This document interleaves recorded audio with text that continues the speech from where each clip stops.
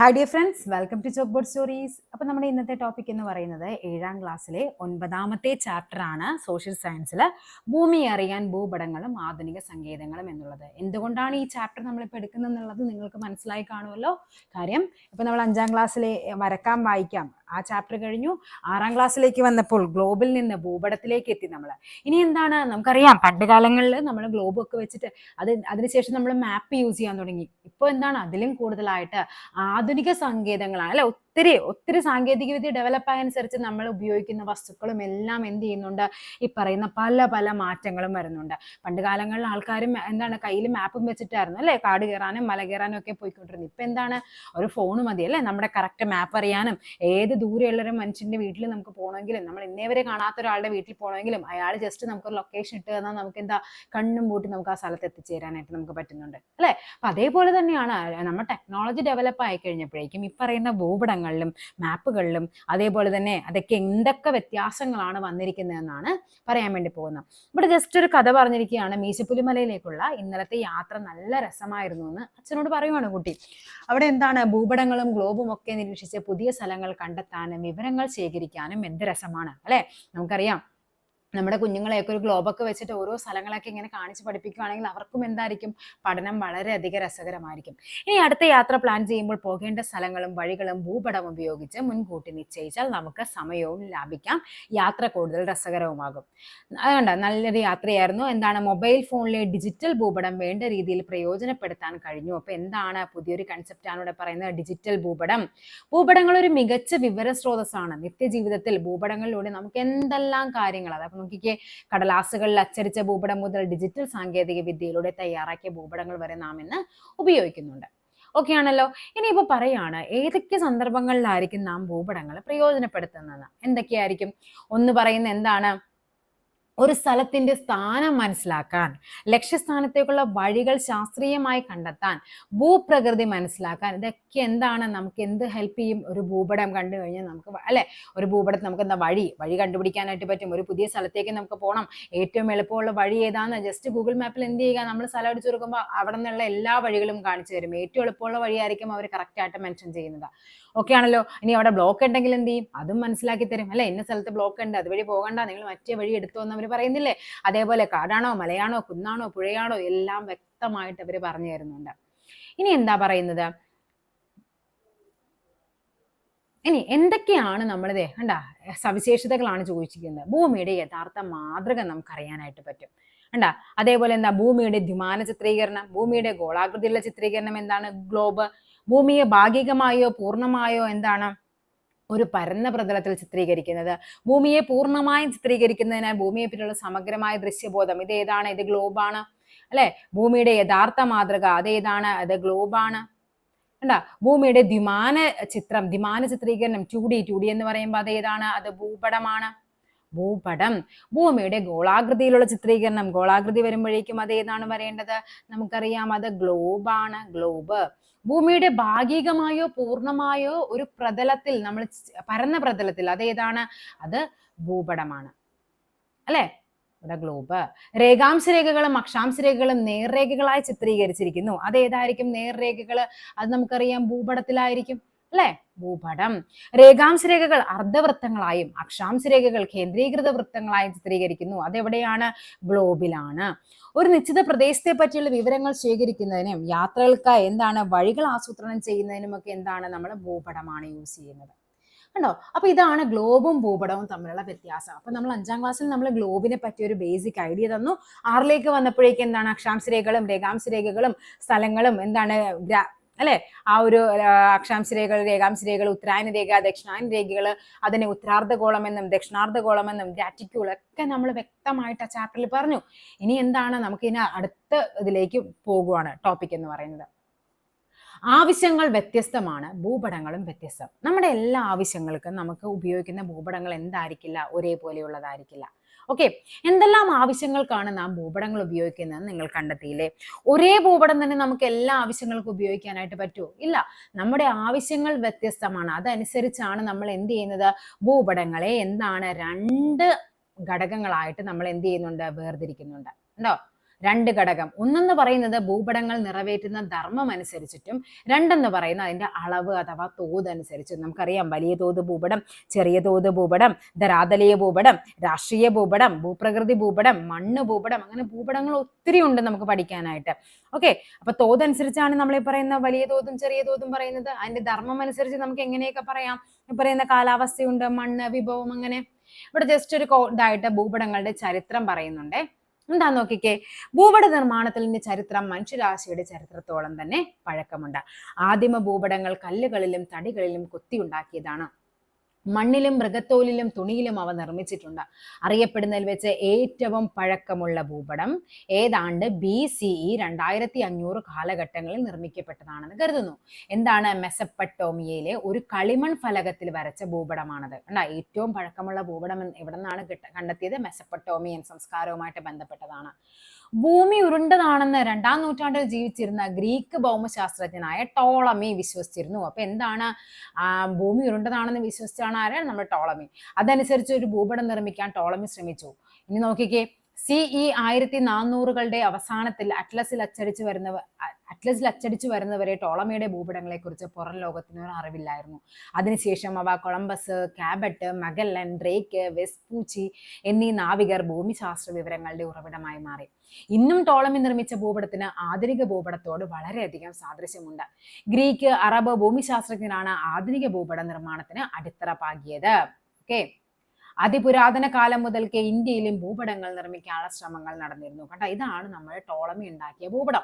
നമ്മുടെ അറ്റ്ലസുമായിട്ട് വളരെയധികം സിമിലാരിറ്റി ഈ ഭൂപടത്തിനുണ്ട്. അപ്പൊ അത് നോക്കിയേ, കാലഘട്ടം എന്ന് പറയുന്നത് CE ഏതാണ്? 2-ാം നൂറ്റാണ്ടിലാണ്. ഭൂമി ഉരുണ്ടാണെന്ന് 2-ാം നൂറ്റാണ്ടിൽ ജീവിച്ചിരുന്നതാണ്. അപ്പൊ അത്രയും പണ്ടത്തെ കാര്യമാണ് ഈ പറയുന്നത്. ഓക്കെ ആണല്ലോ. ഇനി നമുക്ക് നോക്കാം എന്തൊക്കെയാന്ന്. നോക്കിക്കേ, രാഷ്ട്രീയ ഭൂപടം, ഭൂപ്രകൃതി ഭൂപടം, ഗതാഗത ഭൂപടം, മണ്ണ് ഭൂപടം, ഇതൊക്കെ എന്താണ്? കണ്ടോ, ഓരോ ഭൂപടവും നിറവേറ്റുന്നത് ഓരോരോ ധർമ്മങ്ങളാണ്. പിന്നെ എന്തൊക്കെ പറയാം നമുക്ക്? കാലാവസ്ഥാ ഭൂപടം, പിന്നെ എന്ത് പറയാം? മണ്ണ് ഭൂപടം പറഞ്ഞു, രാഷ്ട്രീയം പറഞ്ഞു, പിന്നെ എന്താണ്? ഗതാഗതം പറഞ്ഞു, വിഭവ ഭൂപടം. ഇങ്ങനെ പലതരത്തിലാണ് നമുക്ക് എന്തുള്ളത്? ഭൂപടങ്ങളുള്ളത്. അതായത് ഇതിന്റെ ധർമ്മം എന്താണ്? ഓരോ തലക്കെട്ടുമാണ് അവിടെ. രാഷ്ട്രീയ ഭൂപടം, ഭൂപ്രകൃതി എന്ന് പറയുമ്പോൾ എന്തായിരിക്കും? അവിടുത്തെ ഭൂപ്രകൃതി ആയിരിക്കും ആ മാപ്പിൽ ഉണ്ടാവുന്നത്. മണ്ണ് ഭൂപടം എന്ന് പറയുമ്പോൾ എന്താണ്? ആ പ്രദേശത്തെ മണ്ണിനെ പറ്റിയായിരിക്കും. കാലാവസ്ഥ എന്ന് പറയുമ്പോൾ ആ പ്രദേശത്തെ കാലാവസ്ഥയെ പറ്റിയായിരിക്കും. ഉണ്ടോ? ഒരു ഭൂഖണ്ഡത്തിന്റെയോ രാജ്യത്തിന്റെയോ സംസ്ഥാനത്തിന്റെയോ രാഷ്ട്രീയ ഭൂപടങ്ങൾ നിരീക്ഷിച്ച് അവ പ്രദാനം ചെയ്യുന്ന വിവരങ്ങൾ. നോക്കിക്കേ,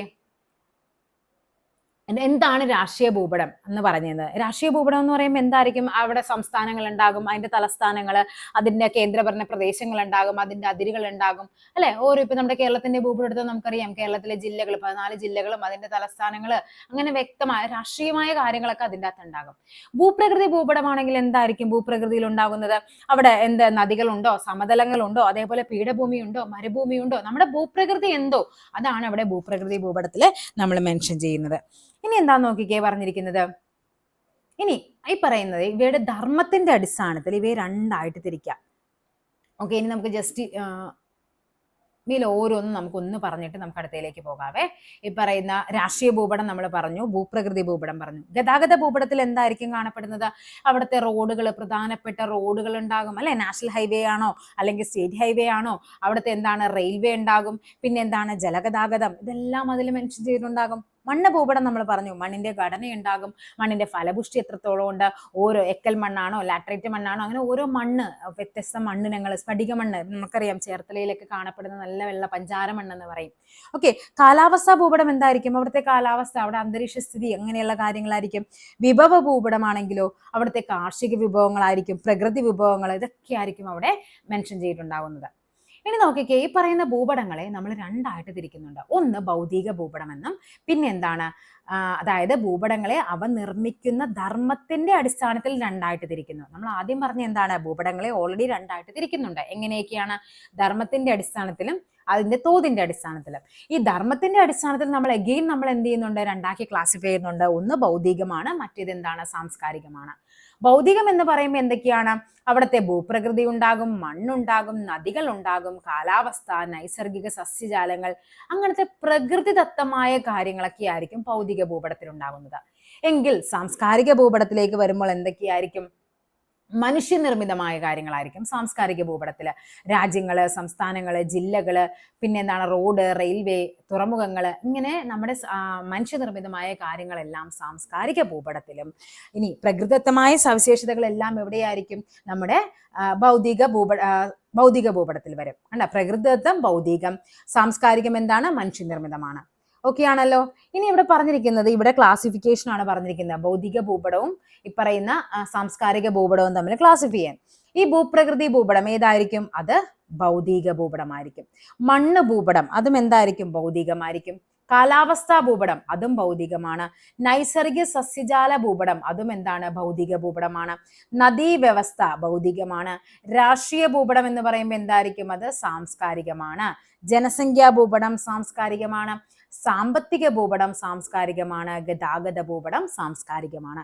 ഇങ്ങനെയാണ് നമുക്കതിനെ ക്ലാസിഫൈ ചെയ്യുന്നത്. അപ്പൊ ചിലപ്പോൾ നമ്മളോട് ചോദിക്കാം, താഴെ തന്നിരിക്കുന്നവയിൽ സാംസ്കാരിക ഭൂപടത്തിന് ഉദാഹരണം ഏതെന്നും പറഞ്ഞിട്ട് ഭൂപ്രകൃതി ഭൂപടം, മണ്ണ് ഭൂപടം, കാലാവസ്ഥാ ഭൂപടം, ജനസംഖ്യാ ഭൂപടം എന്ന് പറഞ്ഞു തരും. അപ്പൊ നമ്മൾ ഓർത്തിരിക്കുക, ഭൗതികം എന്ന് പറയുന്നത് പ്രകൃതിദത്തമായ എല്ലാ സവിശേഷതകളും വ്യക്തമായിട്ട് രേഖപ്പെടുത്തുന്നതിനെയാണ് നമ്മൾ ഭൗതിക ഭൂപടം എന്ന് പറയുന്നത്. ഓക്കെ ആണല്ലോ. ഇനി നോക്കിക്കേ, ഇവിടെ ഓരോന്നും ഒരു പറഞ്ഞിരിക്കുകയാണ്. മഴയുടെ വിതരണം കാണിക്കുന്നത് ഏത് ഭൂപടത്തിലായിരിക്കും? മഴയുടെ വിതരണം നോക്കിക്കേ, അത് നമ്മുടെ കാലാവസ്ഥയിലായിരിക്കും അല്ലെ. ഇനി നെൽപ്പാടങ്ങളുടെ വിതരണം അത് കാർഷിക ഭൂപടമായിരിക്കും. വനവിസ്തൃതി അത് ഏതായിരിക്കും? നൈസർഗിക സസ്യജാലമായിരിക്കും. റോഡ് ശൃംഖല ഏതായിരിക്കും? ഗതാഗത ഭൂപടത്തിലായിരിക്കും. ഇങ്ങനെയാണ് കോളം എയും ബിയും തമ്മിൽ മാച്ച് ദ ഫോളോയിങ്. ഇത് എന്ത് ചെയ്യുക? ചിലപ്പോൾ ഇങ്ങനെ തന്നെ നമ്മുടെ ക്വസ്റ്റ്യൻ പേപ്പറിലേക്ക് കയറി വരാം. എയും ബിയും തമ്മിൽ ചേരുമ്പടി ചേർക്കാന്ന് പറഞ്ഞ് ഇത് തന്നെ നമുക്ക് വേണമെങ്കിൽ ഇട്ട് തരാം അവരെ. ഓക്കെ ആണല്ലോ. നെക്സ്റ്റ് നോക്കാം. നിങ്ങൾ വ്യത്യസ്ത തരം ഭൂപടങ്ങൾ പരിചയപ്പെട്ടു. ഓരോന്നിനും വിവിധ ഭൗമോപരിതല സവിശേഷതകളെ പ്രത്യേകം ഉള്ളവയാണ്. എന്തുകൊണ്ടാണ് ഇങ്ങനെ വ്യത്യസ്ത ഭൗമ ഉപരിതല സവിശേഷതകൾ ചിത്രീകരിക്കാനായി പ്രത്യേക ഭൂപടങ്ങൾ ഉപയോഗിക്കുന്നത്? നോക്കിക്കേ, ഒന്നാമത്തെ ഭൂപടത്തിൽ അവർ പറയുന്നത് എന്താണെന്നാണ്? ഇന്ത്യയിലെ മണ്ണിനങ്ങളുടെ വിതരണവും രണ്ടാമത്തേതിൽ നൈസർഗിക സസ്യജാലങ്ങളുടെ വിതരണവും.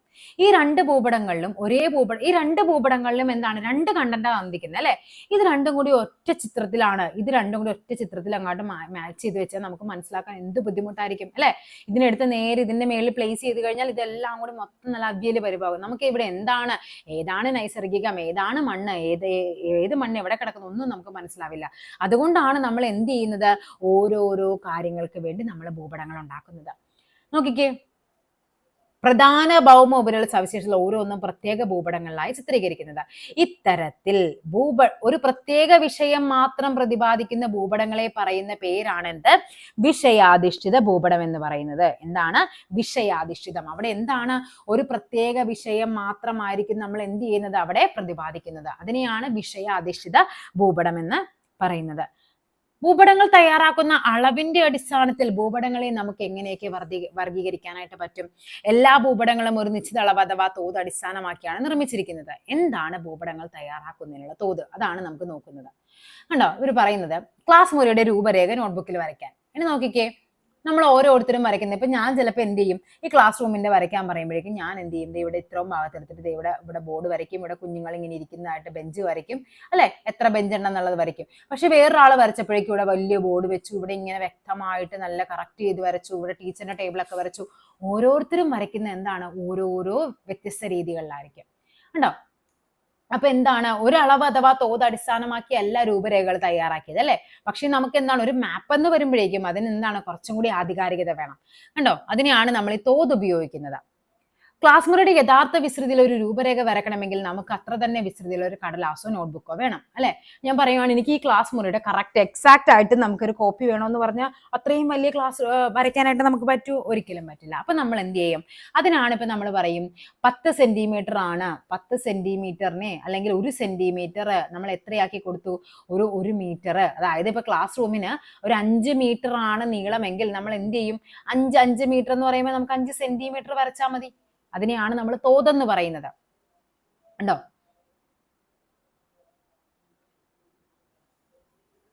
ഭൂമിയിലെ യഥാർത്ഥ അകലവും ഭൂപടത്തിലെ അകലവും തമ്മിലുള്ള അനുപാതമാണ് ഒരു ഭൂപടത്തിന്റെ തോത് എന്ന് പറയുന്നത്. അപ്പൊ എന്താണ് ഭൂമിയിലെ യഥാർത്ഥ അകലവും അതേപോലെ തന്നെ എന്താണ് നമുക്കറിയാം മാപ്പിലൊക്കെ ഇത് ഇങ്ങനെ എഴുതിയിട്ടുണ്ടാകും ചില സ്ഥലത്തൊക്കെ 1 സെന്റിമീറ്റർ എന്ന് പറയുന്നത് 25 കിലോമീറ്റർ ആണെന്നൊക്കെ പറഞ്ഞ് ഇങ്ങനെ സൈഡിൽ എഴുതിയിട്ടുണ്ടാകും. കാര്യം നമുക്കപ്പോൾ ഊഹിക്കണം ആ ഒരു മാപ്പ് നമുക്കല്ലാണ്ട് ഇന്ത്യയുടെ മാപ്പ് വരയ്ക്കാനായിട്ട് നമുക്ക് ഇന്ത്യ അത്രയും വലിയ പേപ്പറുകളിൽ വരയ്ക്കാൻ പറ്റുമോ? ഒരിക്കലുമില്ല. ഇന്ത്യയുടെ മാപ്പ് എന്ന് പറയുന്നത് അതിന് അവർക്ക് വ്യക്തമായിട്ട് അവരെന്ത് ചെയ്യുന്നുണ്ട് അതിനെ 1 സെന്റിമീറ്റർ 1 കിലോമീറ്റർ അല്ലെങ്കിൽ എന്താണ് 1 സെന്റിമീറ്ററിനെ 100 കിലോമീറ്റർ ആയിട്ടൊക്കെ എന്ത് ചെയ്യുന്നു ചുരുക്കിയിട്ടാണ് നമ്മൾ എന്ത് ചെയ്യുന്നത് മാപ്പ് വരയ്ക്കുന്നത്. ഭൂപടത്തിലെ 1 സെന്റിമീറ്റർ അകലം ഭൂമിയിലെ 1 കിലോമീറ്റർ അകലത്തെ സൂചിപ്പിക്കുന്നു. ഈ തോത് അടിസ്ഥാനമാക്കിയുള്ള ഭൂപടത്തിൽ റോഡിന്റെ നീളം 10 സെന്റിമീറ്റർ ആണെങ്കിൽ യഥാർത്ഥ നീളം എത്രയായിരിക്കും? 10 കിലോമീറ്റർ ആയിരിക്കും. അതായത് ഞാനിപ്പോ എന്ത് ചെയ്തു,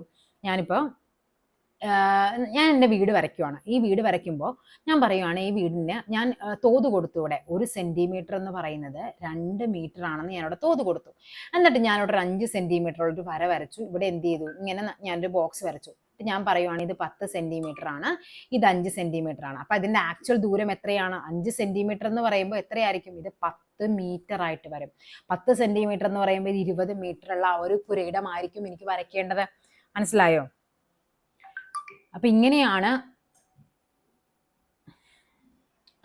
എന്ത് ചെയ്യുന്നത്, ഈ മാപ്പിംഗ് നമ്മൾ തോത് ഉപയോഗിച്ച് ചെയ്യുന്നത്. ഓക്കെ,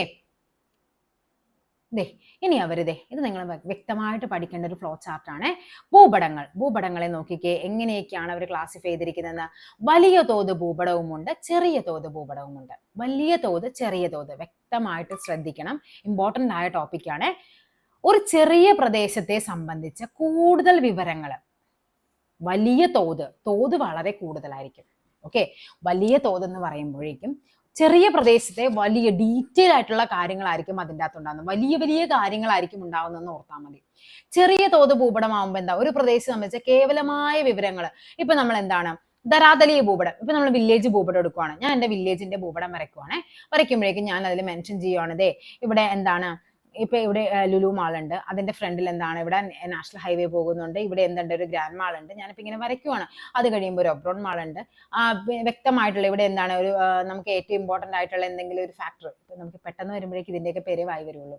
പിന്നെന്താണ്, ഇവിടെ വൈറ്റില ബസ് ടെർമിനലാണ്. അതേപോലെ തന്നെ എന്താണ് ഇവിടെ അവരുടെ വാട്ടർ മെട്രോയുടെ ആണ്, ഇവിടെ മെട്രോ സ്റ്റേഷൻ ഉണ്ട്. അപ്പൊ നമുക്ക് മെയിൻ പ്രധാനപ്പെട്ട കാര്യങ്ങൾ മാത്രമായിരിക്കും നമ്മൾ അതിൽ ഇൻക്ലൂഡ് ചെയ്യുന്നത്. പക്ഷെ ഈ ഇത്രയും ഫാക്ടേഴ്സ് ഞാൻ പോയിട്ട് ഈ ലോക ഭൂപടത്തിൽ അടയാളപ്പെടുത്താൻ പറഞ്ഞ അല്ലെങ്കിൽ നമ്മുടെ കേരളത്തിന്റെ ഭൂപടത്തിൽ അടയാളപ്പെടുത്താൻ പറഞ്ഞ എനിക്ക് നടക്കൂ? ഇല്ല. അതായത് കേരളത്തിന്റെ ഭൂപടം എന്ന് പറയുമ്പോൾ അവിടെ എന്താണ്, അവിടെ ഒരു പ്രദേശത്തെ പറ്റിയുള്ള നമുക്കൊരു കേരളത്തിന്റെ ഭൂപടം വരച്ചാൽ നമുക്ക് അവിടെ മെൻഷൻ ചെയ്യാൻ പറ്റുന്ന എന്തൊക്കെ കാര്യങ്ങളായിരിക്കും അല്ലെ? എന്തൊക്കെ കാര്യങ്ങളായിരിക്കും? ഇപ്പൊ നമ്മൾ പറയുകയാണ് അതിന്റെ ഓരോ ജില്ലകൾ 14 ജില്ലകൾ നമുക്ക് അടയാളപ്പെടുത്താൻ പറ്റും. അതിന്റെ ക്യാപിറ്റൽസ് അടയാളപ്പെടുത്താൻ പറ്റും. പിന്നെ വളരെ ഇമ്പോർട്ടൻ്റ് ആയ എന്തെങ്കിലും 1-2 കാര്യങ്ങൾ നമുക്ക് അവിടെ മെൻഷൻ ചെയ്യാൻ പറ്റും. അല്ല, അപ്പൊ എന്താണ്, വലിയൊരു പ്രദേശത്തിന്റെ ചെറിയ കാര്യങ്ങൾ. വലിയ തോതെന്ന് പറയുമ്പോൾ എന്താണ്, ചെറിയ പ്രദേശത്തിന്റെ വലിയ കാര്യങ്ങൾ, വലിയ ഡീറ്റെയിൽ ആയിട്ടുള്ള കാര്യങ്ങൾ. അപ്പൊ അതിനെയാണ് നമുക്ക് ധരാതലീയ ഭൂപടം, വില്ലേജ് ഭൂപടം ഉദാഹരണമാണ്. ഈ ഉദാഹരണമാണ് നിങ്ങൾ വ്യക്തമായിട്ട് പഠിക്കേണ്ടത്. പരീക്ഷയ്ക്ക് ചോദിക്കുന്നത് താഴെ തന്നിരിക്കുന്നവയിൽ വലിയ തോത് ഭൂപടത്തിന് ഉദാഹരണം ഏത്? വലിയ തോതെന്ന് കാണുമ്പോഴേക്കും നമ്മൾ വിചാരിക്കും അറ്റ്ലസ് വലിയൊരു ഭൂപടമല്ലേ, വലിയ പ്രദേശത്തിന്റെ കാര്യങ്ങളല്ലേ, അപ്പൊ അതായിരിക്കും എന്ന് വിചാരിക്കരുത്. തെറ്റാണ്. എന്താണ്, ലോക ഭൂപടം, ഇന്ത്യ ഭൂപടം, കേരളത്തിന്റെ ഭൂപടം ഒക്കെ ചെറിയ തോതാണ്. എന്താണ്, വലിയ പ്രദേശത്തിന്റെ ചെറിയ കാര്യങ്ങൾ. വലിയ തോതെന്ന് പറഞ്ഞാൽ എന്താണ്, ചെറിയ പ്രദേശത്തിന്റെ വലിയ കാര്യങ്ങളാണ്, ഡീറ്റെയിൽസിനെയാണ് നമ്മൾ ആ പേര് കൊടുത്തിരിക്കുന്നതെന്ന് ഓർത്തിരിക്കുക.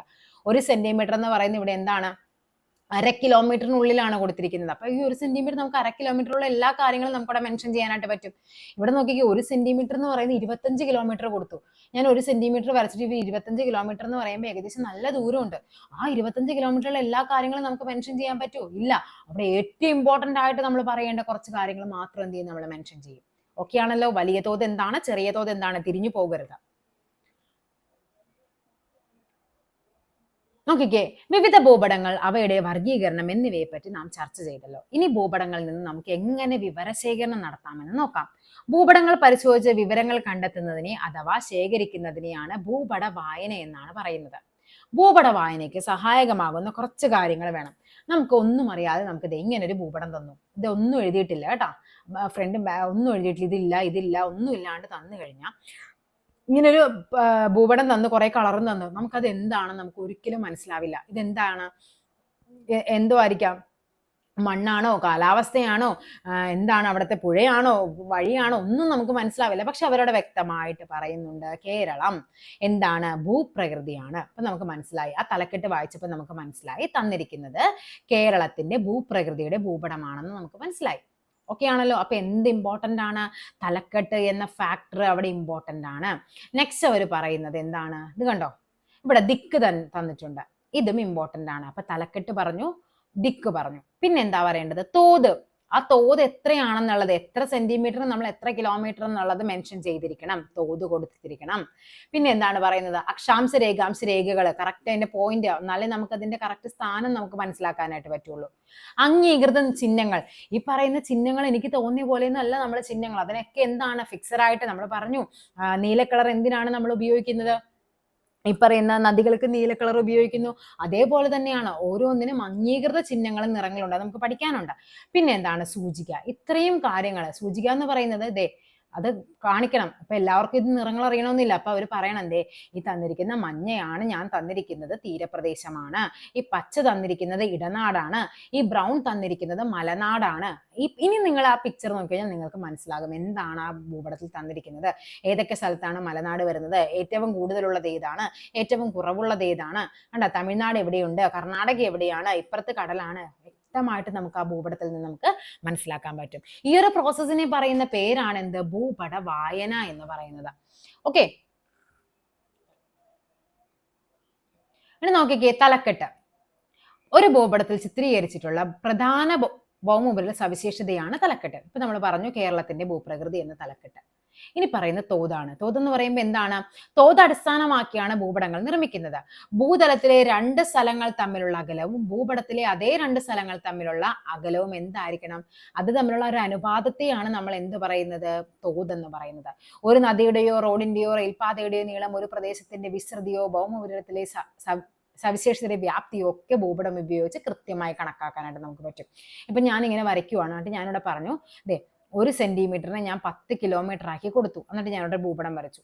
അപ്പൊ ഞാനിതിങ്ങനെ ഇവിടെ അളന്ന് നോക്കി, ഇവിടെ നിന്ന് ഇങ്ങനെ അളന്ന് നോക്കിയപ്പോഴേക്കും എനിക്ക് മനസ്സിലായതേ, ഇവിടെ നിന്ന് ഇവിടം വരെ ഞാനിങ്ങനെ അളന്നു കഴിഞ്ഞപ്പോഴേക്കും എനിക്ക് മനസ്സിലായി കേരളത്തിന്റെ ഈ അറ്റം മുതൽ ആറ്റം വരെയുള്ള ദൂരം എന്ന് പറയുന്ന 56 സെന്റിമീറ്റർ ആണ് കിട്ടി. അപ്പൊ നമ്മൾ പറയാം അതിന് എത്രയുണ്ട്, 560 കിലോമീറ്റർ ആണ് കേരളത്തിന്റെ ഈ അറ്റം മുതൽ ആറ്റം വരെ നമുക്ക് മനസ്സിലാകും.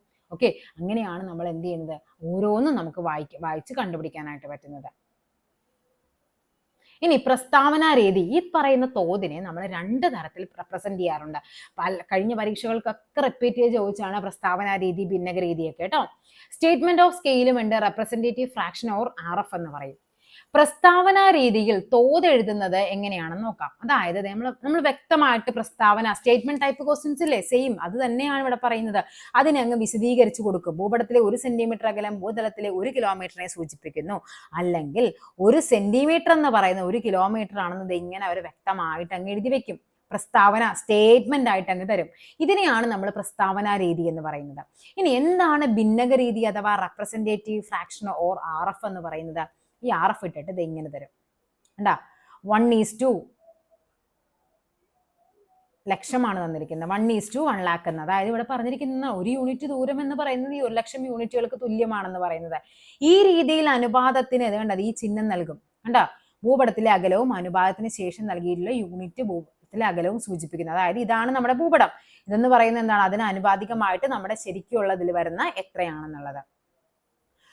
ഇവിടെ അകലം സൂചിപ്പിക്കുന്ന സെന്റിമീറ്റർ എന്ന ഏകകമാണ് ഉപയോഗിക്കുന്നതെന്ന് കരുതുക. അപ്പോൾ ഈ ഭിന്നക രീതിയിലുള്ള തോത് എന്താണ്, 1 യൂണിറ്റ് അകലം അഥവാ 1 സെന്റിമീറ്റർ ഭൂതലത്തിലെ 1 ലക്ഷം സെന്റിമീറ്റർ. അതും കൂടി ഇമ്പോർട്ടന്റ് ആണ്. നമ്മൾ ഭിന്നക രീതി പറയുമ്പോഴേക്കും എന്താണ്, രണ്ടിടത്തും ഒരേ കാര്യമായിരിക്കണം. ഇത് 1 സെന്റിമീറ്റർ ആണെങ്കിൽ ഇത് 1 ലക്ഷം സെന്റിമീറ്റർ, രണ്ടും ഒരേ യൂണിറ്റും കൂടി ആയിരിക്കണം. ഓക്കെ ഓക്കെ അപ്പോൾ നേരത്തെ പറഞ്ഞ പോലെ എന്താണ്, ഇവിടെ നമ്മൾ 1 സെന്റിമീറ്റർ എന്ന് എഴുതിയിട്ട് നമ്മൾ അവിടെ എന്ത് ചെയ്യാൻ പാടില്ല, 1:10 കിലോമീറ്റർ എന്നല്ല നമ്മൾ കൊടുക്കേണ്ടത്. അവിടെ എത്രയാണോ അതിനെ സെന്റിമീറ്ററിലോട്ട് കൺവേർട്ട് ചെയ്തിട്ട്, അതുകൊണ്ടാണ് പറയുന്നത് എന്താണ്, 1 ലക്ഷം സെന്റിമീറ്റർ 1 കിലോമീറ്റർ ആണ്. അപ്പോൾ ഇവിടെ തന്നിരിക്കുന്നത് എന്താണ്, 1:1 സെന്റിമീറ്റർ എന്ന് പറയുന്നത് 1 കിലോമീറ്റർ എന്നാണ് ഈ തന്നിരിക്കുന്നത്. കണ്ടാ 1 സെന്റിമീറ്റർ 1 കിലോമീറ്റർ ആണെന്ന് അവർ ഭിന്നക രീതിയിൽ എഴുതിയിരിക്കുന്നതാണ്. ഇങ്ങനെയാണ് നമ്മൾ ഭിന്നക രീതി പ്രസ്താവന എന്ന് പറയുന്നത് കേട്ടോ. അപ്പൊ ഭിന്നക രീതി ഉണ്ട്, അതേപോലെ തന്നെ എന്തുണ്ട്, നമ്മുടെ പ്രസ്താവന രീതിയുണ്ട്. ഇനി നെക്സ്റ്റ് പറയുന്നത് രേഖീയ രീതി. ഇത് ഇത്രയായിരിക്കും, ഇങ്ങനെ അങ്ങ് ചിത്രത്തിൽ ഭൂപടം നൽകിയിട്ടുള്ള രീതിയിൽ തോത് വരച്ച് രേഖപ്പെടുന്ന രീതിയാണ് രേഖീയ രീതി എന്ന് പറയുന്നത്. കണ്ടോ, ഇങ്ങനെ അവർ പറയും ഇത്ര മീറ്റർ കണ്ട, ഇങ്ങനെയാണ് രേഖീയ രീതിയിൽ കൊടുക്കേണ്ടത്. ഇവിടെ 1000, 500 കണ്ട, ഇവിടെ 1, 2, 3 വരെ വ്യക്തമായിട്ട് പറഞ്ഞു. ലീനിയർ സ്കെയിൽ എന്ന് പറയും. രേഖ വരച്ച് കാണിക്കാം. നമ്മൾ ലീനിയർ സ്കെയിലാണെന്ന് തോന്നുന്നു അല്ലെ നമ്മുടെ ഈ പിക്ചറിൽ കണ്ടത്. ഇവിടെയും നമുക്ക് തന്നിരിക്കുന്ന രേഖീയ രീതിയാണ് തന്നിരിക്കുന്നത് ഈ ഒരു പിക്ചറിൽ. അതായത് എത്രയാണ് അവർ യൂസ് ചെയ്യുന്നത് എന്നുള്ളതാണ് തന്നിരിക്കുന്നത്. ഓക്കെ, ഇനി എന്താ നോക്കിക്കേ. ഇവിടെ തന്നിരിക്കുന്നത് മീറ്ററിലും പിന്നെ അങ്ങോട്ടേക്ക് എന്താണ് കിലോമീറ്ററിലേക്കാണ് പോകുന്നത്. വ്യത്യാസമുണ്ടേ.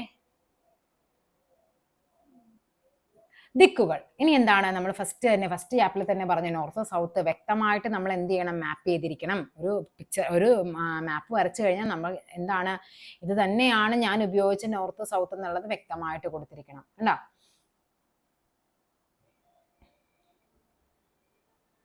കണ്ടോ, സ്കൂൾ മൈതാനം തന്നിട്ട് ഇങ്ങനെ ഒരു പിക്ചർ കണ്ടു കഴിഞ്ഞാൽ ആർക്കും മനസ്സിലാകും. ഇവിടെ നിന്ന് റോട്ടിൽ നിന്ന് നേരെ കയറി കഴിഞ്ഞാൽ അവിടെ എന്തുണ്ട്, ഇവിടെ തെക്ക് വശത്ത് അല്ലെ, തെക്കല്ല വടക്ക് വശത്ത് കിഴക്കേ സൈഡിലായിട്ട് എന്തുണ്ട്, ടോയ്ലറ്റ് ഉണ്ടെന്ന് മനസ്സിലാകും. കണ്ടോ, നേരെ അങ്ങ് ചെന്ന് കഴിഞ്ഞാൽ എന്താണ്, വടക്ക് വശത്ത് എന്താണ്, ഇവിടെ ഈ സൈഡിലായിട്ട് പടിഞ്ഞാറേ സൈഡിലായിട്ട് ഒരു കിണറുണ്ടെന്ന് മനസ്സിലാകും. അപ്പൊ ഇത് വടക്കാണെന്നുള്ളത് മെൻഷൻ ചെയ്താൽ മാത്രം മതി. ബാക്കിയെല്ലാം നമുക്ക് അതിൽ നിന്ന് കണ്ടുപിടിക്കാനായിട്ട് പറ്റും. ദിക്ക് കണ്ടെത്താനാണ് പറയുന്നത്. ഇനി പഠിക്കേണ്ടത് അംഗീകൃത ചിഹ്നങ്ങളും എന്താണ്, നിറങ്ങളുമാണ്. ഭൂപടങ്ങളിൽ മനുഷ്യനിർമ്മിതവും പ്രകൃതിദത്തവുമായ വിവിധ ഭൗമ ഉപരിതല സവിശേഷതകൾ ചിത്രീകരിക്കുന്നുണ്ട്. ഓരോ ഭൗമ ഉപരിതല സവിശേഷതകളും വ്യത്യസ്ത നിറങ്ങളും ചിഹ്നങ്ങളും ഉപയോഗിച്ചാണ്. ആഗോളതലത്തിൽ അംഗീകരിക്കപ്പെട്ടുള്ള നിറങ്ങളും ചിഹ്നങ്ങളുമാണ് ഇതിനായി ഉപയോഗിക്കുന്നത്. ഭൂപടങ്ങളിൽ ഭൂവിവരങ്ങൾ ചിത്രീകരിക്കാൻ ആഗോളതലത്തിൽ അംഗീകരിക്കപ്പെട്ട നിറങ്ങളും ചിഹ്നങ്ങളും ഉപയോഗിക്കുന്നത് എന്തുകൊണ്ടാണ്? ഏതൊരു രാജ്യത്തുള്ളവർക്കും എന്ത് ചെയ്യാൻ പാടില്ല, ഒരു ആശയക്കുഴപ്പവും ഇല്ലാണ്ട് എന്ത് ചെയ്യാൻ പറ്റണം, ഒരു മാപ്പ് അല്ലെങ്കിൽ എന്താണ് റീഡ് ചെയ്യാനായിട്ട്, ഭൂപട വായന ചെയ്യാനായിട്ട് പറ്റണം. അതിനാണ് അവര് അംഗീകൃതമായിട്ട് ഉപയോഗിക്കുന്നത്. ഇമ്പോർട്ടൻ്റ് ആണ്, പലപ്പോഴും പരീക്ഷയ്ക്ക് ചോദിക്കുന്നതാണ്. പച്ചനിറം, മാപ്പിൽ പച്ചനിറം എന്തിനു ഉപയോഗിക്കുന്നു? നൈസർഗിക സസ്യജാലങ്ങൾ അല്ലെങ്കിൽ കൃഷിയിടങ്ങളെ സൂചിപ്പിക്കാൻ മാപ്പിൽ ഉപയോഗിക്കുന്ന കളർ ഏതാണ്? മഞ്ഞ. പാർപ്പിടങ്ങളും റോഡുകളുമാണെങ്കിൽ ചുവപ്പാണ്. റോഡിൽ എന്താണ്,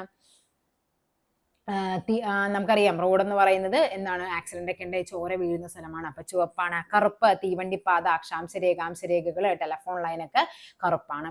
നീലയാണെങ്കിൽ ജലാശയമാണ്. തവിട്ടാണെങ്കിൽ പാറക്കൂട്ടകൾ അതേപോലെ കുന്നുകളൊക്കെയാണ് എന്ത് വരുന്നത്, ഈ പറയുന്ന തവിട്ട് വരുന്നത്.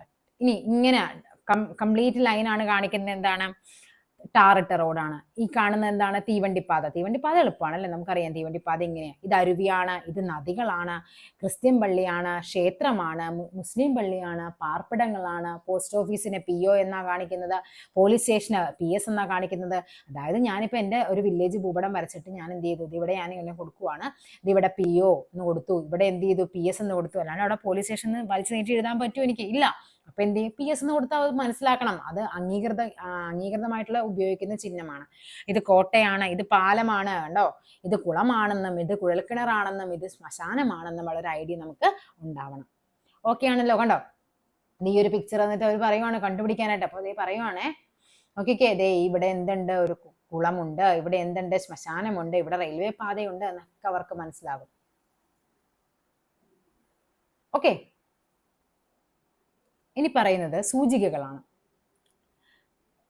മുകളിൽ നൽകിയിട്ടുള്ള രൂപരേഖയുടെ ഒരു സൂചിക തയ്യാറാക്കിയത്. നോക്കിക്കേ, ഭൂപട വായനയ്ക്ക് അനിവാര്യമായ ഒരു ഘടകമാണ് സൂചിക. ഭൂപടങ്ങളിലെ നിറങ്ങൾ, ചിഹ്നങ്ങൾ, അടയാളങ്ങളൊക്കെ എന്തിനെയാണ് സൂചിപ്പിക്കുന്നത്? അപ്പൊ ഞാൻ ഇവിടെ കൊടുക്കുവാണ്. ദേ ഇവിടെ ഞാൻ ഇങ്ങനെ ഒരു ബോക്സ് വരച്ചിട്ട് ഞാൻ പറഞ്ഞു, ഇവിടെ മഞ്ഞ കൊടുത്തു, എന്നിട്ട് പറഞ്ഞു ദേ ഇവിടെ ഇതെന്താണ്, കൃഷിയിടമാണ് എന്ന് ഞാനിവിടെ മെൻഷൻ ചെയ്യുവാണ്.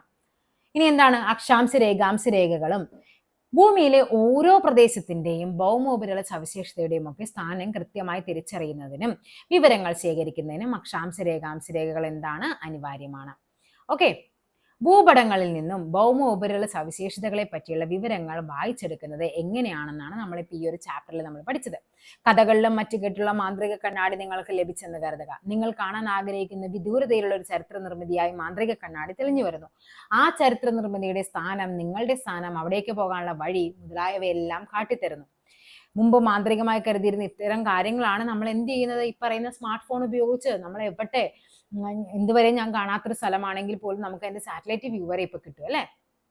ദൂരെ ഉയർന്ന നിരനിരയായി കാണുന്ന കുന്നുകൾ, അത് കണ്ട, വെള്ളിനൂൽ പോലെ താഴേക്ക് ഒഴുകുന്ന അരുവികൾ, അതൊന്നും നമുക്കവിടെ ആവശ്യമില്ല. എന്താണ് വിദൂര സംവേദനം? നെക്സ്റ്റ് ടോപ്പിക് ആണ് വിദൂര സംവേദനം അഥവാ റിമോട്ട് സെൻസിങ്. നോക്കിക്കേ, ഒരു വസ്തുവിനെയോ പ്രദേശത്തെയോ പ്രതിഭാസത്തെയോ കുറിച്ചുള്ള വിവരങ്ങൾ വിദൂരതയിൽ നിന്നും സ്പർശബന്ധം കൂടാതെ ഉപകരണങ്ങളുടെ സഹായത്തോടെ ശേഖരിക്കുന്ന രീതിയെ പറയുന്ന പേരാണ് വിദൂര സംവേദനം. വിദൂരത്തിലിരുന്ന് നമ്മൾ അതിനെ സെൻസ് ചെയ്യുന്നു. കണ്ടാ, അതായത് എവിടെയോ നമുക്കിവിടെ എന്തുണ്ട്, ഇവിടെ നമുക്കൊരു റെയിൽപാതയുണ്ട്, ഇവിടെ റോഡുണ്ട്, ഇവിടെ ഒരു കുളം ഉണ്ടെന്നൊക്കെ നമ്മളിങ്ങനെ പറയുവാണ്. അപ്പൊ വിദൂരതയിലിരുന്ന് ഒരു സാധനം ഉപയോഗിച്ച് എന്ത് ചെയ്യുന്നുണ്ട്, തൊട്ടൊന്നും നോക്കിയല്ല കണ്ടുപിടിക്കുന്നത്, വ്യക്തമായിട്ട് അതിന്റെ ഒരു ഇമേജ് നമുക്ക് കിട്ടും. ക്യാമറ ഉപയോഗിച്ച് ചിത്രങ്ങൾ പകർത്തി വിവരങ്ങൾ ശേഖരിക്കുന്ന രീതി മാത്രമാണോ വിദൂര സംവേദനം എന്ന് പറയുന്നത്? നോക്കാം നമുക്ക്. ബലൂണുകൾ, വിമാനങ്ങൾ, കൃത്രിമ ഉപഗ്രഹങ്ങൾ എന്നിവയിലും ക്യാമറകൾ, സ്കാനറുകൾ എന്നിവ ഘടിപ്പിച്ച് എന്താണ് ഭൂവിവരങ്ങൾ ശേഖരിക്കാം. ഇത്തരത്തിൽ ഭൂവിവരങ്ങൾ ശേഖരിക്കാനുള്ള ഉപകരണങ്ങളെ പറയുന്ന പേരാണ് സംവേദകങ്ങൾ അഥവാ സെൻസേഴ്സ് എന്നും ഘടിപ്പിച്ചിരിക്കുന്ന പ്രതലങ്ങളെ പറയുന്നത് പ്ലാറ്റ്ഫോമുകൾ എന്നുമാണ്. ഓക്കെ, എന്താ പറയുന്നത്, ഇത്തരത്തിൽ ഭൂവിവരങ്ങൾ ശേഖരിക്കാനുള്ള ഉപകരണങ്ങളാണ് എന്ത്, സംവേദങ്ങൾ എന്ന് പറയുന്നത്. ഇനി നോക്കിക്കേ, ഭൂതല വിദൂര സംവേദനമുണ്ട്, ആകാശീയ വിദൂര സംവേദനമുണ്ട്, ഉപഗ്രഹ വിദൂര സംവേദനമുണ്ട്. ഇമ്പോർട്ടൻറ്റ് ടോപ്പിക്കാണ്, നല്ല രീതിക്ക് പഠിക്കേണ്ട, നിങ്ങളൊന്ന് ശ്രദ്ധിച്ചിരുന്ന് പഠിക്കേണ്ട കാര്യമാണ്. നോക്കിക്കേ, ഇതാണ് ഭൂതല എന്ന് പറയുന്നത് അല്ലെ, ഭൂതല വിദൂര സംവേദനം. നോക്കിക്കേ, terrestrial remote sensing, aerial remote sensing, satellite. നോക്കാം നമുക്ക്. ഭൂതലത്തിൽ നിന്നും ഭൗമോപരിതല സവിശേഷതകൾ ക്യാമറകൾ ഉപയോഗിച്ചത്, ഇവിടെ ഒരു വ്യക്തി നിന്നിട്ട് അയാൾ എന്ത് ചെയ്യുന്നുണ്ട്, ജസ്റ്റ് ക്യാമറ പിടിച്ചിട്ട് എന്ത് ചെയ്യുന്നുണ്ട്, അവിടുത്തെ വിവരങ്ങളൊക്കെ കളക്ട് ചെയ്യും. അതിനെയാണ് നമ്മൾ ഭൂതല വിദൂര സംവേദനം എന്ന് പറയുന്നത്. ഇനി അതേപോലെ തന്നെ എന്താണ് നെക്സ്റ്റ് വരേണ്ടത്? നെക്സ്റ്റ് എന്ന് പറയുന്നത് ആകാശീയ വിദൂര സംവേദനമാണ്. ആകാശീയ വിദൂര സംവേദനം എന്ന് പറയുമ്പോൾ എന്താ ചെയ്യുന്നത് നോക്കിക്കേ, ആകാശത്ത് നിന്ന് ഫോട്ടോ എടുക്കുന്നു, അത്രയേ ഉള്ളൂ. വിമാനത്തിൽ ഉറപ്പിച്ചിട്ടുള്ള ക്യാമറയുടെ സഹായത്തോടെ ആകാശത്ത് നിന്ന് ഭൗമോപരിതല സവിശേഷതകളുടെ ചിത്രങ്ങൾ പകർത്തുന്ന രീതിയാണ് ആകാശീയം. ഉപഗ്രഹ വിദൂര സംവേദനം എന്താണ്? ഉപഗ്രഹത്തിൽ നിന്നാണ്. ഭൂതലം എന്ന് പറയുമ്പോൾ ഭൂമിയിൽ നിന്ന്, ആകാശീയം എന്ന് പറയുമ്പോൾ ആകാശത്തിൽ നിന്ന്, ഉപഗ്രഹം എന്ന് പറയുമ്പോൾ ഉപഗ്രഹത്തിൽ നിന്ന്. കൃത്രിമ ഉപഗ്രഹങ്ങൾ ഘടിപ്പിച്ചിട്ടുള്ള സംവേദനങ്ങൾ വഴി ഭൂവിവരങ്ങൾ ശേഖരിക്കുന്ന പ്രക്രിയയാണ് ഉപഗ്രഹ വിദൂര സംവേദനം എന്ന് പറയുന്നത്. ഓക്കെ ആണല്ലോ. ഇനി നെക്സ്റ്റ് നോക്കാം. എന്തിനൊക്കെയാണ് നമ്മൾ ഈ വിദൂര സംവേദനം? കാലാവസ്ഥാ പഠനം, കാർഷിക മേഖലയുടെ പഠനം, പ്രകൃതി വിഭവങ്ങളുടെ കണ്ടെത്താൻ, അല്ലെ, വരൾച്ച, വെള്ളപ്പൊക്കം തുടങ്ങിയവയൊക്കെ അറിയാൻ, ഇങ്ങനെ പല കാര്യങ്ങൾക്ക് വേണ്ടി നമ്മൾ എന്ത് ചെയ്യുന്നുണ്ട്, ഇപ്പറയുന്ന വിദൂര സംവേദനം വഴി നമ്മൾ ഉപയോഗിക്കുന്നുണ്ട് അല്ലെ. ഇപ്പറയുന്ന ആകാശത്ത് നോക്കുമ്പോഴേക്കും നമുക്ക് പല കാര്യങ്ങളും നമുക്ക് കണ്ടുപിടിക്കാനായിട്ട് പറ്റത്തില്ലേ. അപ്പൊ പെട്ടെന്ന് കണ്ടുപിടിക്കാനാണ് ഈ പറയുന്ന വിദൂര സംവേദനം വഴിയിട്ട് നമ്മൾ പല കാര്യങ്ങളും. ഇപ്പൊ എന്താണ്, നമുക്കറിയാം, കഴിഞ്ഞിടക്ക് ആമസോൺ കാടുകളിലൊക്കെ തീ പിടിച്ചതും അതേപോലെ തന്നെ എന്താണ്, ഇതൊക്കെ നമുക്ക് പോയി അവിടെ പോയി ഫോട്ടോ എടുക്കാൻ പറ്റൂല്ല. മേളിൽ സാറ്റലൈറ്റ് വഴിയാണ് നമുക്ക് സാറ്റലൈറ്റ് ഇമേജസ് ഒക്കെ നമുക്ക് ഒത്തിരി കിട്ടിയിട്ടുണ്ടായിരുന്നു. ഇപ്പൊ ഒരു വലിയൊരു കാടിന് തീ പിടിച്ചു, അതേ കൺസെപ്റ്റ് തന്നെയാണ് നമ്മൾ ഉപയോഗിക്കുന്നത്. അവിടുത്തെ സാറ്റലൈറ്റ് വ്യൂ ആണ് നമ്മൾ നോക്കുന്നത്, എവിടെയാണ് തീ പിടിച്ചതെന്ന്. അല്ലെങ്കിൽ എന്ത് ചെയ്യും, അതിന്റെ ഒത്തിരി മേളിൽ കൂടി ഒരു എയറോപ്ലെയിൻ ഒക്കെ കടത്തി വിട്ടിട്ട് എവിടെയൊക്കെ തീ പിടിച്ചിട്ടുണ്ട്, അല്ലെങ്കിൽ തീ പിടിച്ച് കഴിഞ്ഞിട്ട് എന്തൊക്കെയാണ് അവിടെ സംഭവിച്ചിരിക്കുന്നതൊക്കെ അറിയാനായിട്ട് നമുക്ക് പറ്റും. ഓക്കെ ആണല്ലോ. ഭൂവിവര വ്യവസ്ഥ, അല്ലെ, നമ്മൾ നേരത്തെ പറഞ്ഞല്ലേ എന്താണ് ജോഗ്രഫിക് ഇൻഫർമേഷൻ സിസ്റ്റം, അതിന്റെ ഫുൾ ഫോം പഠിച്ചു വെക്കണം. നമ്മൾ കഴിഞ്ഞ പരീക്ഷയിൽ അതിന്റെ ക്വസ്റ്റ്യൻ ഇട്ടിരുന്നു. ഭൂവിവര വ്യവസ്ഥ, ജോഗ്രഫിക് ഇൻഫർമേഷൻ സിസ്റ്റം. ഭൂപട വിശകലനം, വിദൂര സംവേദനം തുടങ്ങിയ മാർഗങ്ങളിലൂടെ ഭൂമിയെക്കുറിച്ചുള്ള വിവരങ്ങൾ നമ്മൾ ശേഖരിക്കുന്നു. ഈ മാർഗങ്ങളിലൂടെ ശേഖരിക്കുന്ന വിവരങ്ങളെ വിശകലനം ചെയ്ത് നിഗമനങ്ങൾ രൂപപ്പെടുത്തുവാനും ഭൂപടങ്ങൾ, ഗ്രാഫുകൾ, പട്ടികകൾ മുതലായവ ഉൽപ്പന്നങ്ങൾ നിർമ്മിക്കുവാനും കഴിയുന്നു. ഭൂവിവരങ്ങൾ വിശകലനം ചെയ്ത് ഇത്തരത്തിലുള്ള ഉൽപ്പന്നങ്ങൾ നിർമ്മിക്കപ്പെടുന്നതിന് സോഫ്റ്റ്വെയർ അധിഷ്ഠിത സാങ്കേതിക വിദ്യ പ്രയോജനപ്പെടുത്തുന്നു. ഈ സാങ്കേതിക വിദ്യയാണ് ഭൂവിവര വ്യവസ്ഥ അഥവാ GIS എന്ന് പറയുന്നത്. GIS, ഭൂവിവര വ്യവസ്ഥ അഥവാ ജോഗ്രഫിക് ഇൻഫർമേഷൻ സിസ്റ്റം എന്ന് പറയുന്നത്. ഇത്രയുള്ളൂ സംഭവം. ഭൂപടങ്ങൾ, ഉപഗ്രഹങ്ങളൊക്കെ എടുത്ത് എന്ത് ചെയ്യുന്നുണ്ട്, ആൾക്ക് ശേഖരിക്കും. അത് നേരെ എന്ത് ചെയ്യുന്നുണ്ട്, ആ ഒരു സോഫ്റ്റ്വെയറിലേക്ക് കൊടുക്കും. അവിടെ നിന്ന് എന്ത് ചെയ്യുന്നുണ്ട്, നമുക്ക് വേണ്ട രീതിയിലാക്കിയിട്ട് ഉപയോക്താവിനേക്ക് കൊടുക്കും. ഇതാണ് ഈ പറയുന്ന GIS വഴി ചെയ്യുന്നത്. എന്തൊക്കെ പ്രയോജനമാണ് ഈ പറയുന്ന GIS വഴി ഉള്ളതെന്നാണ് ചോദിക്കുന്നത്. എന്തൊക്കെയായിരിക്കും? വ്യവസായം, വാണിജ്യം, ഒക്കെ, വാർത്താവിനിമയം, കൃഷിയുണ്ട്, ആസൂത്രണം, ജലസേചനം, ഗതാഗതമുണ്ട്, പ്രകൃതി ദുരന്ത നിവാരണമുണ്ട്, ടൂറിസം, വിഭവ പരിപാലനം, പിന്നെ എന്തൊക്കെ പറയാം, വാണിജ്യത്തിന് വേണ്ടിയിട്ട് വാണിജ്യ പരിപാലനം വരാം. അടുത്തത് കാലാവസ്ഥ വരാം അല്ലെ, കാലാവസ്ഥ. ഇനി എന്താണ്, നഗരാസൂത്രണം, ഇങ്ങനെ എന്ത് കാര്യങ്ങൾക്ക് വേണ്ടിയും, അതേപോലെ തന്നെ പൊതുജനാരോഗ്യം, അങ്ങനെ എന്ത് കാര്യങ്ങൾക്ക് വേണ്ടിയും നമുക്ക് എന്ത് യൂസ് ചെയ്യാനായിട്ട് പറ്റും, ഈ പറയുന്ന GIS കൊണ്ട് നമുക്ക് ഉപയോഗിക്കാനായിട്ട് പറ്റും. ഇപ്പൊ നെക്സ്റ്റ് ആണ് ഗ്ലോബൽ പൊസിഷനിങ് സിസ്റ്റം അഥവാ GPS. നമ്മൾ ഏറ്റവും കൂടുതൽ ഉപയോഗിക്കുന്ന ഒരു സാധനം അല്ലേ. ഇപ്പോൾ ഒരു വിമാനം ആകാശത്തിലൂടെ സഞ്ചരിക്കുമ്പോൾ അതിന്റെ സ്ഥാനം, പറക്കുന്ന ഉയരം, ദിശ, ലക്ഷ്യസ്ഥാനത്ത് എത്തിച്ചേരെടുക്കുന്ന സമയം ഇതൊക്കെ കൃത്യമായി കണ്ടെത്തി തരുന്ന ഒരു സാങ്കേതിക വിദ്യയെക്കുറിച്ച് ചിന്തിച്ചു നോക്കൂ. ഇതിനെയാണ് നമ്മൾ പറയുന്നത് global positioning system.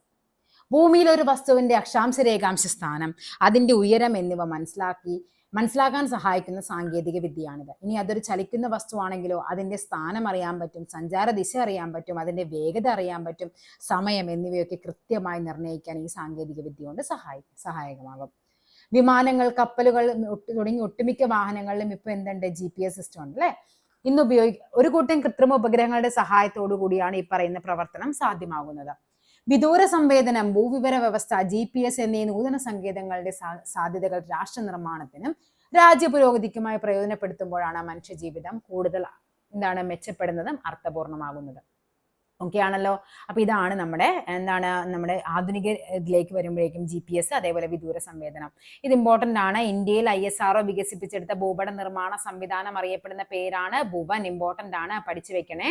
Bhuvan, GIS, വിദൂര സംവിധാനം എന്നിവയുടെ പരമാവധി സാധ്യതകൾ ഉപയോഗപ്പെടുത്തിയുള്ള ഈ സംവിധാനത്തിന്റെ സവിശേഷതകൾ വിവര സാങ്കേതിക വിദ്യയുടെ സഹായം കൂടി പ്രയോജനപ്പെടുത്തി അന്വേഷിച്ചറിയാം. അത് വേണ്ട, നമുക്ക് ഇത്രയും മതി. ഇന്ത്യയിൽ ISRO വികസിപ്പിച്ചെടുത്ത ഭൂപട നിർമ്മാണ സംവിധാനത്തിന്റെ പേരാണ് ഭുവൻ. ഓക്കെ, ഭുവൻ ഇമ്പോർട്ടന്റ് ആണ്, ഇമ്പോർട്ടൻറ്റ്. ഓക്കെ ആണല്ലോ. അപ്പൊ ഇത്രയുമാണ് നമ്മുടെ ഈ ഒരു ചാപ്റ്റർ എന്ന് പറയുന്നത്. ഓക്കെ ആണല്ലോ. ഇനി എന്താണ് 7ാം ക്ലാസ് കഴിഞ്ഞാൽ നമുക്ക് 8 ഉണ്ട്, 9 ഉണ്ട്, 10 ഉണ്ട്. ഇതിലെല്ലാത്തിലും ഒന്ന് ചെക്ക് ചെയ്തിട്ട് ഏതൊക്കെ ചാപ്റ്ററിലാണ് നമ്മുടെ ഭൂപടവുമായിട്ട് ബന്ധപ്പെട്ടെന്ന് പറയുമ്പോഴേക്കും നിങ്ങൾ എന്ത് ചെയ്യുക, അത്രയും കഴിയുമ്പോഴേക്കും നിങ്ങൾ നിങ്ങളുടെ റാങ്ക് ഫയൽ, കയ്യിലിരിക്കുന്ന ഏത് റാങ്ക് ഫയലും ആയിക്കോട്ടെ, അതും കൂടി ഒന്ന് വായിച്ച് ഒന്ന് സെറ്റാക്കി എടുക്കണം. അതോടുകൂടി ഈ ഒരു ടോപ്പിക്ക് നിങ്ങളുടെ കയ്യിൽ കംപ്ലീറ്റ് ആയിട്ടിരിക്കും. ഓക്കെ, അപ്പൊ നമുക്ക് എന്ത് ചെയ്യാം, അടുത്ത ക്ലാസ്സിൽ വീണ്ടും കാണാം. താങ്ക്